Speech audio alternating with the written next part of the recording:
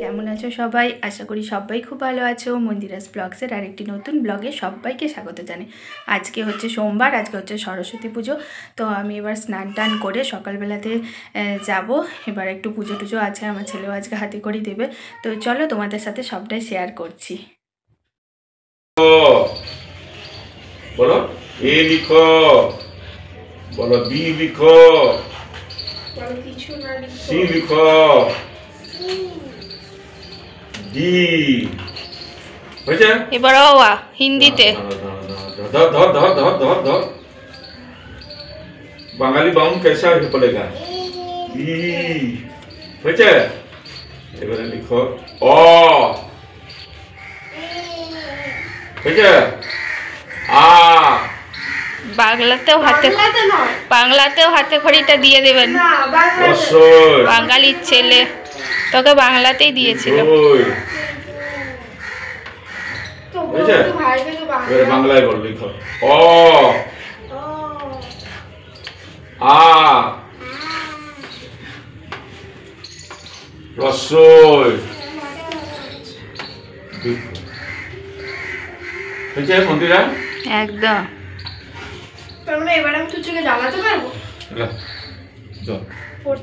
सरस्वती महाभागी विद्ये कमलोचने विश्वरूपी विशालाक्षी विद्यां देहि नमस्तुते। लिखो लिखो लिखो लिखो लिखो लिखो। 1 2 बोलो 3 4 5 6 बोलो। एके चंद्र, दुए पक्ष, तीने नित्य, चारि वेद, पाँचे पंचबान, छये ऋतु, साते समुद्र, आठे अष्टविषु, नये नवग्रह, दशे दिक। হয়েছে হয়েছে 3 4 হাতে করি হয়ে গেল। বাবা বাবা, এবার থেকে পড়াশোনা করতে হবে। দিদি আনে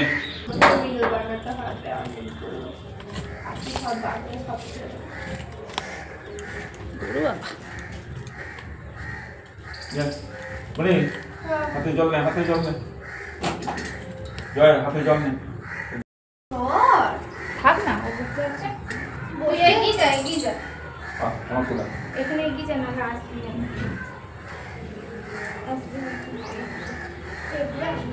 बोलो नमो विष्णु नमो विष्णु नमो विष्णु। नमो अपवित्र पवित्र वा सर्वावस्थान गतो विवा जस्सरे कुंडलिकाक्ष सौभाज्य अभ्यंतर शुचि। नमः श्रीहरि नमः श्रीहरि नमः श्री।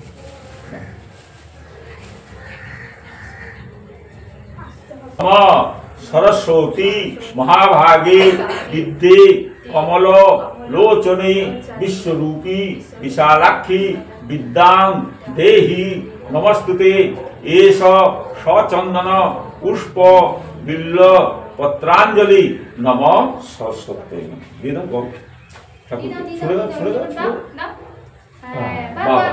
Very good. जय जय देवी चराचर सारी कुचयुग शोभित मुक्ता आदि वीणा पुस्तक रंजित हस्ते भगवती भारती देवी नमस्तुते। एष सचंदन पुष्प बिल्ल पत्रांजलि नमः सरस्वती। दीदा बाबू दीदा केमन भद्रकाल्यै नमो नित्यं सरस्वत्यै नमो नमः। वेद वेदांत वेदांग विद्या स्थानेभ्य एव च एष सचंदन पुष्प बिल्ल पत्रांजलि नमः सरस्वती। प्रणाम करो।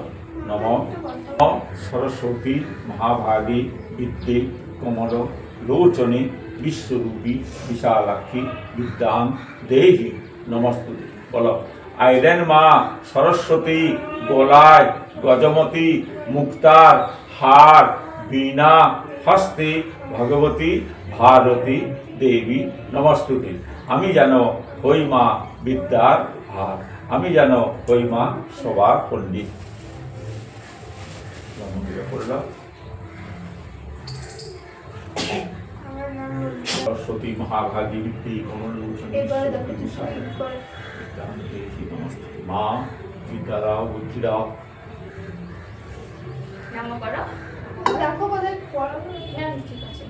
আমি একটা টিফিন দিয়ে দিই বসো বসো বসো, কেমন করে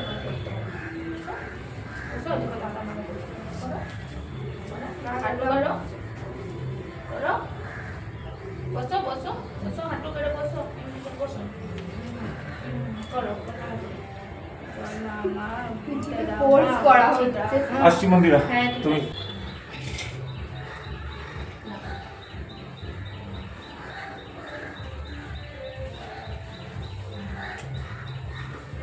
ভালো করে প্রণামটা কর। চলো, পুজো কমপ্লিট হয়ে গেছে, আর ও প্রণাম করে নিল আমার মেয়েও। এবার আমি নিচে যাচ্ছি, নিচে চলে এলাম। আর এদিকে মা সব কিছু রান্না করতে স্টার্ট করে দিয়েছে। আলু ভাজাগুলো কতকগুলো হয়েছে আর কতগুলো বাকি আছে, কারণ হচ্ছে যে তোমার অনেকটাই আলু ভাজা আছে, দুদিনের খাবার তো তো সেই জন্য একটু আলু ভাজা আছে কড়াইয়ে দিয়েছে। আর এদিকে গোটা সিদ্ধটাও বসিয়ে দিয়েছে। গোটা সিদ্ধটা তো অনেকক্ষণ টাইম লাগবে হতে। আর মাকে বলছি যে মা ওইদিকে কড়াইটা একটু নাড়ুন, নয়তো একদম মানে ধরে যাবে নিচে। তো সেই জন্য মা আবার কড়াইটা নাড়তে থাকলো। মা এখন এরকমই হয়ে গেছে, মানে এত ভোলা মন হয়ে গেছে, কথা বলতে থাকলে কথা বলতেই থাকে, কাজের দিকে আর মন থাকে না। আর এদিকে গোটা সিদ্ধর আরও কিছু আনাজপত্র দেওয়া বাকি আছে। মা ওদিকে কুমড়ো ভাজা করে নিয়েছে, আর এদিকে বেগুন ভাজা, সিম ভাজা সব করা হয়ে গেছে মায়ের। আর ওদিকে বাঁধাকপি করবে, সেজন্য মটরশুঁটিগুলো রেখেছে। আর ওদিকে পোস্ত বাটা আছে, পোস্তর বড়া করবে মনে হয়। তারপর ওদিকে দিয়ে মা ওদিকে রান্না করতে থাকলো, আর ওদিকে আমি ছেলেকে খাওয়ানোর পরে নিচে চলে এলাম। নিচে চলে এসে আমি এবার রান্না করব। মা তো সব দিকটা দেখতে পারবে না, ওই জন্য আমি কিছুটা রান্না করব। কিছুটা বলতে আজকে এইদিকে করব টমেটো চাটনি আর মাছ। আর আজকে যেহেতু সোমবার, শুক্লপক্ষের সোমবার, সেই জন্য আমি কিছু খাবো না আজকে। আর কালকে মঙ্গলবার, কালকে আমাদের বাড়িতে নিরামিষ খাবার দাবার হয়, তো সেই জন্য মাছটা করার আগেই আমি আগে টমেটোটা করে নিচ্ছি, চাটনিটা। মা ওইদিকে করছে, তো ওই জন্য এইদিকে আমি আবার চলে এসে করলাম। এদিকে সাধারণত আমার আঁচ রান্নাটাই হয়, কিন্তু আমি যেহেতু মা ওইদিকে করছে, সেই জন্য আমি এই ভালো করে ধোয়াধুয়ি করে তো আগেই নিয়েছি, প্রত্যেক দিনই ধোয়াধুয়ি করে নিই, কিন্তু তা সত্ত্বেও আবার ভালো করে ধুয়ে নিয়েছি। তারপর আগে চাটনিটার জন্য করে নিলাম। আর মায়ের যেহেতু সুগার আছে, সেজন্য মা তো চিনি দিয়ে চাটনি খাবে না, তার জন্য মায়ের সুগার ফ্রি দিয়ে চাটনিটা আগে তুলে রাখলাম। আর তারপর আমি আবার আমাদের জন্য চিনি দিয়ে আবার রান্না করলাম। আর আজকে কাজের দিদিকেও ভাত দেওয়া হবে, মানে আমাদের বাড়িতে যে কাজ করে সেই দিদিকেও আজকে ভাত দেওয়া হবে। অ্যাকচুয়ালি কালকেই ভাতটা দেওয়ার কথা, পান্তা ভাত নিয়ে যায়, কিন্তু শাশুড়ি মা বললেন যে আজকেই দিয়ে দিতে, কারণ কি কালকে মাছটা দেবো না তো, মানে আমাদের হবে না, সেই জন্য মা বলেছে চলো আজকেই দিয়ে দাও, আর পান্তা ভাত দিতে হবে না, তো ওই জন্য আজকেই দেওয়া হবে। তো ওইদিকে টমেটো চাটনি করে আলাদা করে তুলে রেখে দিয়েছি আমি, সব রেডি হয়ে গেছে। আর তারপরে আমি মাছটা ধুয়ে নিয়ে মাছটা এবার বসিয়ে দেবো। এবার কড়াইটা আগে বসিয়ে দিয়েছি, কারণ কি কড়াইটাতে জল ছিল, ওটা কড়াইটা ভালো করে ধুতে হলো, চাটনির কড়াই তো সেই জন্য। তারপরে তোমার আমি এদিকে এবারে মাছগুলো ভেজে নেব। একটু তেলটা বেশি করে দিয়ে দিলাম, অনেকগুলো মাছ ভাজতে হবে, তাই জন্য একটু তেলটা বেশি করে দিয়ে দিলাম। আর 6 পিস মাছ আছে, বেশি মাছ তো নেই, কারণ আজকেই শুধু খাওয়া হবে, তো সেই কারণে 6 পিস মাছ আছে।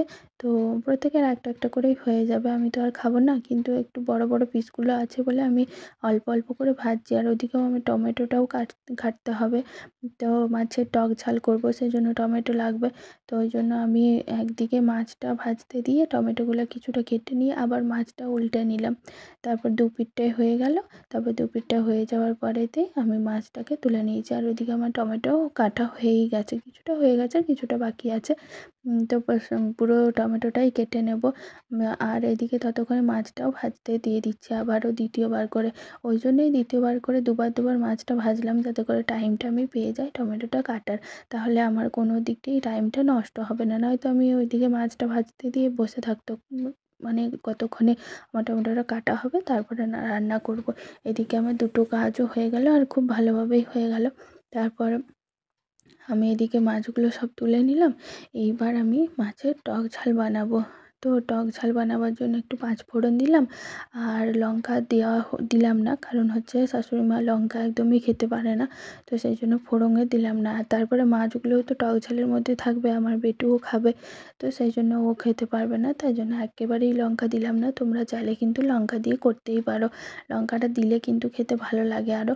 আমার তো একটু ঝাল হলে খুবই ভালো লাগে, কিন্তু যেহেতু শাশুড়ি মা খেতে পারে না, ডবল ডবল করে রান্না করতেও ইচ্ছে করে না, জানো তো, ওই জন্যই আর করলাম না, লঙ্কাটা দিলাম না।